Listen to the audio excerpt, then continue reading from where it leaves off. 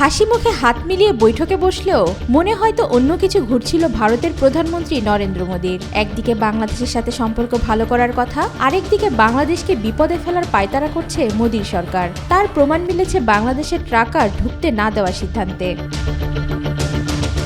সম্প্রতি বাংলাদেশের ট্রান্সশিপমেন্ট সুবিধা বাতিল করে নেওয়ায় পেট্রোপোল বন্দর থেকে গার্মেন্টসের পণ্য বোঝাই 4টি ট্রাক ফেরত পাঠিয়েছে ভারত। এর আগে গত মঙ্গলবার ভারত সরকারের জারি করা 13/2025 নং সার্কুলারে বেনাপোলের উপরে পেট্রোপোলে বাংলাদেশের ট্রাক প্রবেশ বন্ধ ঘোষণা করে ভারত সরকার। এর ফলে বুধবার থেকে ভুটান, নেপাল ও মিয়ানমারের সঙ্গে বাংলাদেশের দ্রুত বাণিজ্য করার পথ বন্ধ হয়ে যায়। তবে এখনও বাংলাদেশের মংলা ও চট্টগ্রাম বন্দর দিয়ে ভারতের পণ্য খালাস ও আনা নেওয়ার সুবিধা চালু রয়েছে। একদিকে বাংলাদেশের বন্দর ব্যবহার করে সুবিধা নেওয়া, অন্যদিকে বাংলাদেশের ট্রান্সশিপমেন্ট বাতিল করা যেন প্রকাশ্যে শত্রুতার শামিল। এর আগে ফ্যাসিস্ট হাসিনা সরকারের আমলে বাংলাদেশকে নিজেদের ভূমি হিসেবে ব্যবহার করত ভারত, কিন্তু 5 আগস্ট পরবর্তী আর সেটা করতে পারছে না মোদী সরকার। বরং ভারত ছাড়া অন্য সকল দেশের সাথে সুসম্পর্ক গড়ে ওঠায় বাংলাদেশকে কোণঠা করার পায়তারা করছে ভারত। মোদী সরকারের প্রকাশ্য ষড়যন্ত্রের নিন্দা ঘুরে বেড়াচ্ছে সামাজিক মাধ্যম জুড়েও।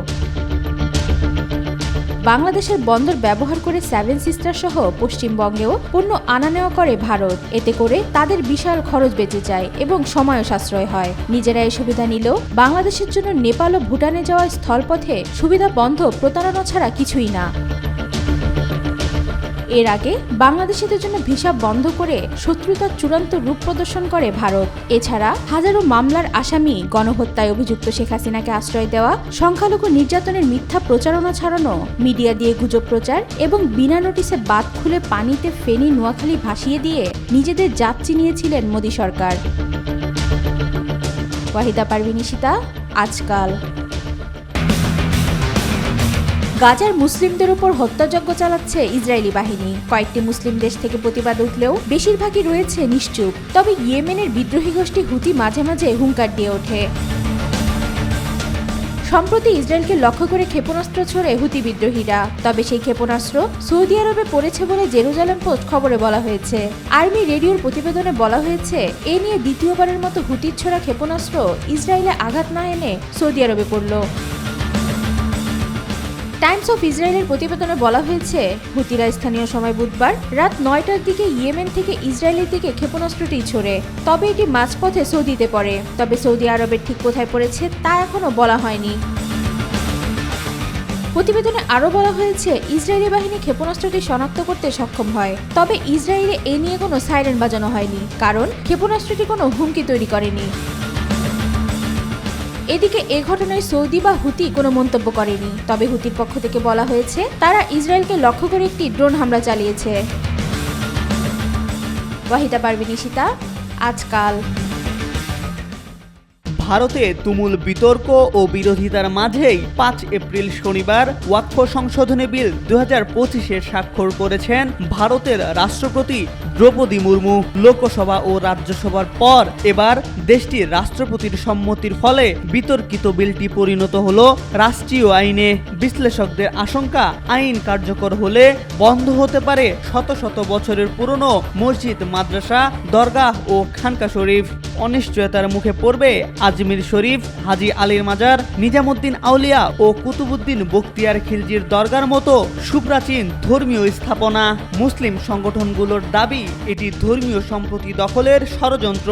অন্যদিকে সরকার বলছে আইনটি স্বচ্ছতা ও জবাবদিহিতা নিশ্চিত করবে। ভারতের পার্লামেন্টে সম্প্রতি পাশ হওয়া ওয়াকফ সংশোধনী বিল 2025 নিয়ে দেশ জুড়ে দেখা দিয়েছে তীব্র প্রতিক্রিয়া। পাল্টাপাল্টি ধর্মীয় উত্তেজনা ক্রমেই বাড়াচ্ছে অসন্তোষের উত্তাপ। নতুন এই আইন কার্যকর হলে চরম অনিশ্চয়তার মুখে পড়বে মুসলমানদের শত শত বছরের পুরনো মসজিদ, মাদ্রাসা, দরগাহ ও খানকার ভবিষ্যৎ। আজমির শরীফ দরগাহ, হজরত নিজামুদ্দিন আউলিয়া ও কুতুবুদ্দিন বখতিয়ার খিলজির দরগাহ, হাজী আলীর মাজারের মতো গুরুত্বপূর্ণ ধর্মীয় ও ঐতিহাসিক স্থাপনা।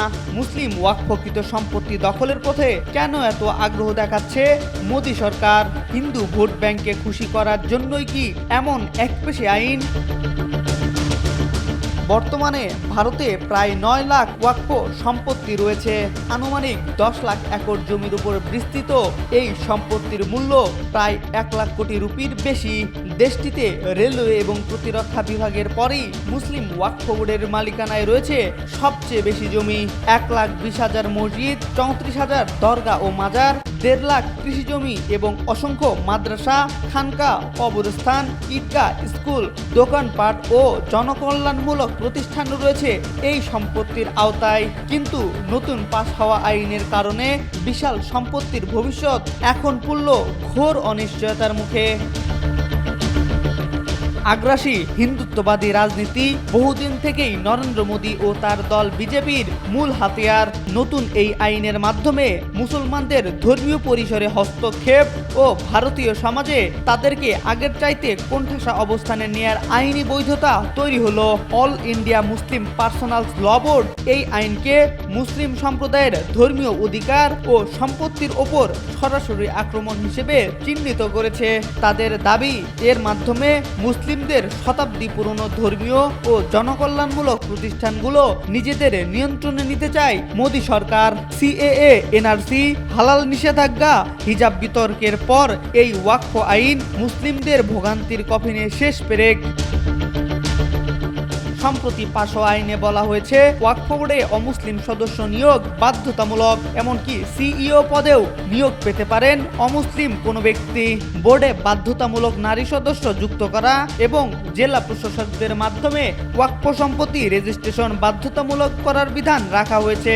দেশটিতে মুসলিম ছাড়াও শিখ, হিন্দু, জৈন, বৌদ্ধ ও খ্রিস্টান ধর্মীয় বিভিন্ন বোর্ড রয়েছে, যেসব চলে স্বায়ত্তশাসনের ভিত্তিতে। অথচ কেবল মুসলিম ওয়াকফ বোর্ড নিয়ে বিশেষ আইন চালুকে মোদী সরকারের উদ্দেশ্যমূলক ষড়যন্ত্র বলে মনে করা হচ্ছে। বর্তমানে ভারতের 30টি রাজ্যে সক্রিয় আছে ওয়াকফ বোর্ড। ওয়াকফ সংক্রান্ত 40,000-এর বেশি বিচারাধীন মামলার মধ্যে প্রায় 10,000 মামলা মুসলিমদের দায়ের করা। ওয়াকফ বাই ইউজার ধারা বিলোপের ফলে প্রচলিত ব্যবহার বা মৌখিক ঐতিহ্যের ভিত্তিতে স্বীকৃত ওয়াকফ সম্পত্তি আর রক্ষা পাবে না। বোর্ডকে প্রমাণ করতে হবে সম্পত্তির মালিকানা। লিখিত প্রমাণ নেই এমন শত শত বছরের পুরনো দরগা, মসজিদ, মাদ্রাসা সরকারি নথির অভাবে পড়বে ভয়াবহ অনিশ্চয়তায়। বিশ্লেষকরা বলছেন, হাজার হাজার ধর্মীয় প্রতিষ্ঠানের উপর এই আগ্রাসন শুধুমাত্র অতীত নয়, বিপন্ন করবে ভারতের ভবিষ্যৎ। এম আর আকাশ, আজকাল।